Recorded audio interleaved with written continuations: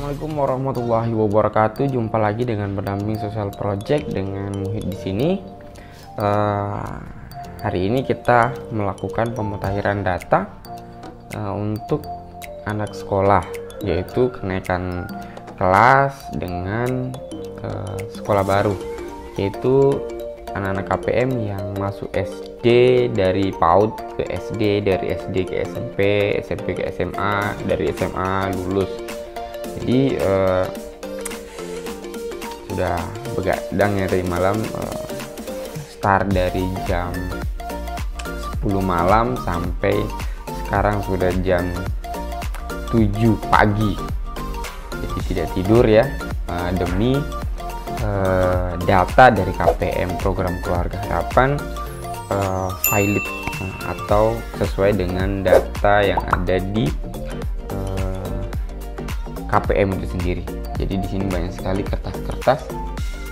Nah, kalau untuk kami menyiasati pemutahiran data di masa pandemi itu menggunakan kertas selembaran begini. Jadi kami di masa pandemi ini tetap melakukan pertemuan bulanan dengan standar protokol kesehatan yang ketat, yaitu menggunakan masker 2 lapis dan juga selalu menggunakan hand sanitizer untuk mencuci tangan saat kita selesai beraktivitas di luar rumah ya. Saya sekarang tidak menggunakan masker karena saya berada di rumah. Nah, caranya atau metode yang saya gunakan ini cukup mudah ya. Jadi saya memberikan informasi kepada para KPM dampingan saya untuk menulis nama orang tua, nama-nama anak, yaitu setelah itu kelas dari anak-anaknya, sekolah, nama sekolah dari anak-anaknya, usia kandungan kalau untuk kategori ibu hamil. Selanjutnya bisa dicatat di kertas seperti ini dan dikumpul. Nanti kami selaku pendamping ada di tempat pertemuan ya, ada pengarahan sedikit, mungkin tanya jawab untuk permasalahan-permasalahan yang urgent yang terjadi selama 1 bulan.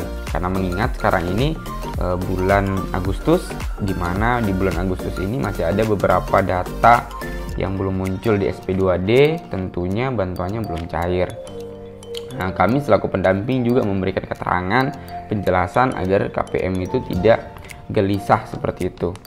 Dan kami melakukan pengumpulan seperti ini ya, sederhana tapi itu penting untuk dilakukan pemutahiran tahap 4 untuk penyaluran PKH tahap 4 nanti. Kami berdasarkan informasi dari KPM itu, dari kenaikan kelas anaknya dan di mana anaknya bersekolah. Jadi membuat data itu tetap akurat meskipun di masa pandemi seperti ini. Jadi mungkin setiap pendamping memiliki teknis yang berbeda-beda, dan untuk sahabat sosial dimanapun Anda berada yang belum ketemu dengan pendampingnya dan mungkin di tempat wilayah dari sahabat sosial menerapkan PPKM yang ketat ya, pembatasan aktivitas yang masyarakat yang ketat, apalagi kita tidak memiliki HP Android untuk berkomunikasi dengan ketua kelompok ataupun dengan pendamping, bisa menggunakan kertas lembar seperti ini. Tulis saja nama orang tua, ayah, ibu, nama-nama anak, setelah itu kelasnya, sekolahnya di mana. Selanjutnya bisa dikumpulkan ke ketua kelompok ataupun saat ada pertemuan dengan pendamping program Keluarga Harapan. Yang pertama yaitu mengurangi tingkat kerumunan, karena biasanya kalau kita melakukan pertemuan itu kan ada kerumunan. Jadi meskipun akan terjadi kerumunan tapi dipersingkat waktunya dengan menggunakan protokol kesehatan seperti itu. Jadi untuk sahabat sosial dimanapun Anda berada, kerja pendamping itu betul-betul maksimal sahabat. Jadi mungkin yang muncul di berita ya, itu oknum sahabat. Jadi tidak bisa kita menggarisbawahi bahwa pendamping PKH itu dapat melakukan pungli seperti itu. Jadi saya akan jelaskan sedikit. Jadi pungli itu terjadi karena adanya miskomunikasi antara pendamping dengan juga KPM. Nah, kenapa saya bilang seperti itu? Karena KPM yang telah mengetahui teknis penggunaan kartu ATM itu sebetulnya tidak bisa dilakukan pungli, yaitu jelas diterangkan ya di berbagai media ya, baik media cetak ataupun media sosial, dan kami selaku konten kreator dari pendamping itu sendiri mengutarakan atau memberikan kampanye bahwa KKS itu dipegang sendiri, tidak dikumpul sama ketua kelompok ataupun dikumpul kepada pendamping PKH. ATM, PIN itu milik dari KPM yang bersangkutan, tidak boleh ada penitipan ataupun penggadaian ya. Jadi semua itu dimiliki sesuai dengan KTM itu memiliki nama dan itu harus dipegang pemilik namanya. Dan jika itu dilaksanakan, maka pendamping tidak ada akses ataupun tidak ada kesempatan untuk melakukan ya tadi itu pungli dan lain-lain. Dan ingat, pendamping PKH tidak bisa menerima meskipun itu 1.000 ataupun 500 rupiah dari KPM. Itu dianggap sebagai gratifikasi. Untuk penjelasan apa itu gratifikasi, silahkan nonton di video kami sebelumnya. Kami menjelaskan tentang apa itu gratifikasi dan apa sanksi dari gratifikasi. Karena gratifikasi itu kedua belah pihak bersalah, satu menerima dan satunya memberi.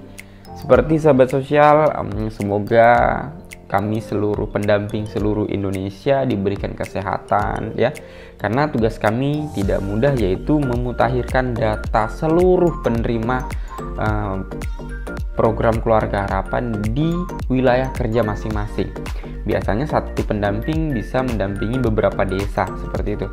Jadi di sini memang kerja kita betul-betul maksimal dengan proses pemutakhiran ya, penyaluran ya, setelah itu pertemuan P2K2 jika wilayahnya memadai, seperti itu. Jadi seperti itu sahabat sosial, sharing dari kami untuk pendamping seluruh Indonesia. Selamat bertugas, kita sama-sama begadang seperti itu. Tapi ini semua demi KPM untuk mendapatkan haknya, yaitu tepat jumlah dan tepat waktu.